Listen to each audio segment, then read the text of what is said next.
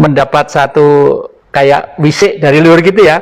Bung Karno harus diapit oleh ibu dan bapaknya yang sekarang di Blitar itu. Nah terus mau dipindah ke atas, upacara, yang mimpin upacara orang Bali itu, saya tahu tuh. Nah, terus setelah itu saya kan ngambil lagi, nggak ada sama sekali, tulang dari satu pun tidak ada, hanya kain saja. Baru sekarang ini saya berani membuka ya, karena apa? Ya karena negeri ini masih belum menghargai jasa yang baik, negeri ini masih dipimpin oleh otak-otak yang mencari duit saja ya.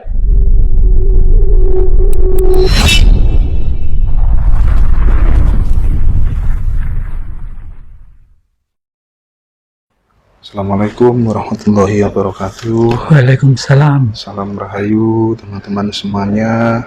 Hari ini alhamdulillah saya berkesempatan berkunjung kembali ke kediaman Eyang Jati di Wisma Asoka, tepatnya di Citandui, Kota Malang ya Yang. Ya.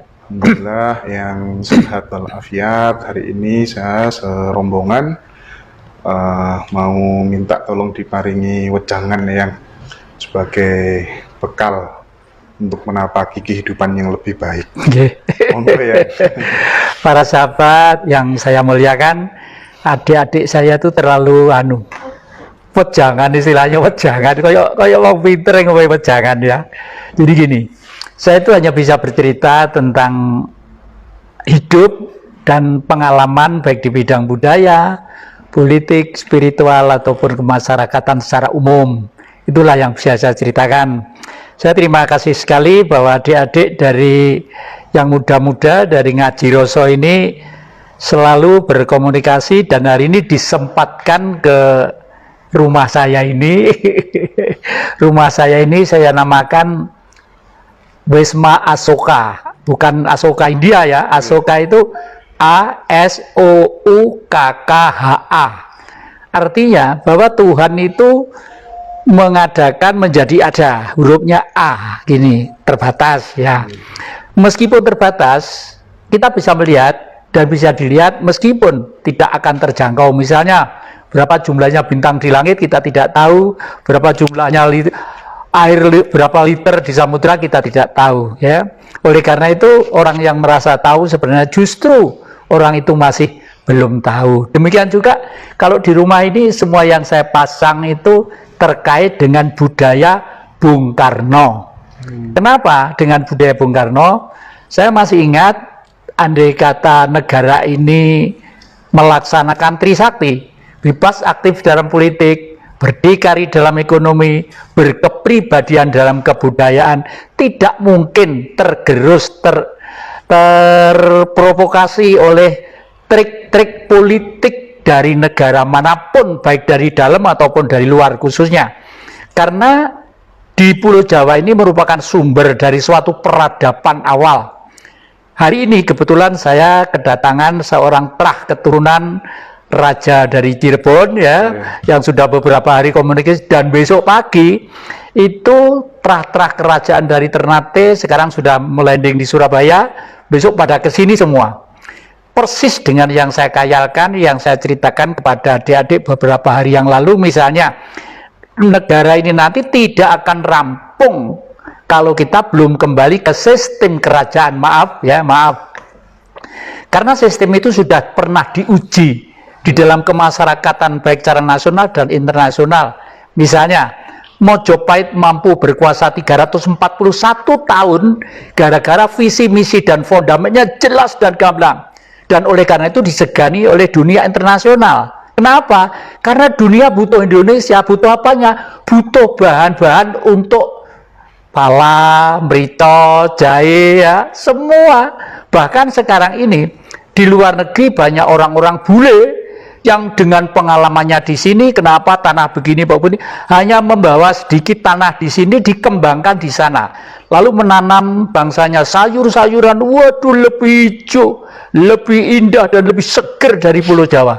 Di Pulau Jawa sendiri banyak orang yang mengeluh ya, sawah-sawah sudah menjadi gedung ya, sementara itu pohon-pohon yang lainnya ditebang semuanya sendiri. Lah, Bung Karno jauh-jauh sudah memberi peringatan kepada bangsa ini, tapi ya karena memang seorang tokoh itu ya selalu memikul beban konsekuensi dari pemikirannya.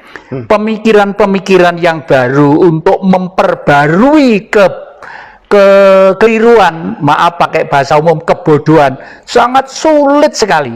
Itulah sebabnya setiap nabi selalu mengalami satu pertentangan, satu situasi, baik dalam lingkungan keluarga, baik lingkungan sahabatnya, baik lingkungan secara umum, selalu mendapat hantaman yang sangat gegap gempita. Tetapi karena itu dipilih oleh alam, maaf bahasa saya, dipilih oleh alam, tetap akan menyatu pikiran-pikiran kekuatannya dengan alam itu juga. Baru setelah alam itu ikut mengingatkan manusia, biasanya manusia itu baru sadar, oh ya ternyata benar Bung Karno ya. Oleh karena itu sekarang ini Bung Karno itu menjadi fenomena umum yang misterius. Bung Karno itu sebenarnya sudah meninggal atau belum ya? Bung Karno masih hidup atau belum ya? Semua itu benar. Dianggap sudah meninggal, memang nyatanya ya, saya sendiri ikut nganter masuk dalam liang lahat pada waktu itu, ikut bopong begini ya. Ya ada jasadnya yang ya? Ya. Iya kelihatan jasadnya. Iya, kelihatan jasadnya itu saya tahu sendiri ya, dan saya ikut bopong begini. Itu masih di bawahnya sana yang putri, di atas itu yang putri yang kakung, Bung Karno di sini. Terus suatu saat Bung Karno itu karena Mbak Yunya ya Ibu Wardoyo yang memelihara saya sejak kecil itu mendapat satu kayak wisik dari luar gitu ya, Bung Karno harus diapit oleh ibu dan bapaknya yang sekarang di Blitar itu. Nah terus mau dipindah ke atas, upacara, yang memimpin upacara orang Bali itu, saya tahu itu. Nah terus setelah itu saya kan ngambil lagi, nggak ada sama sekali, tulang dari satu pun tidak ada, hanya kain saja. Baru sekarang ini saya berani membuka ya, karena apa? Ya karena negeri ini masih belum menghargai jasa yang baik, negeri ini masih dipimpin oleh otak-otak yang mencari duit saja ya. Seharusnya kita dengan Senayan diwakili oleh wakil-wakil rakyat, diwakili oleh siapa saja yang menganggap dia itu tanggung jawab, baik legislatif, eksekutif, atau yudikatif tentang republik ini. Bagaimana bisa menangani republik ini kalau fondamen dasar yang telah dicanangkan leluhur sudah tidak pernah dipakai? Maaf, sejak tahun 1974 Indonesia itu baik yang jadi presiden, yang jadi menteri, yang jadi gubernur, yang jadi apapun, tidak pernah tahu Pancasila itu apa.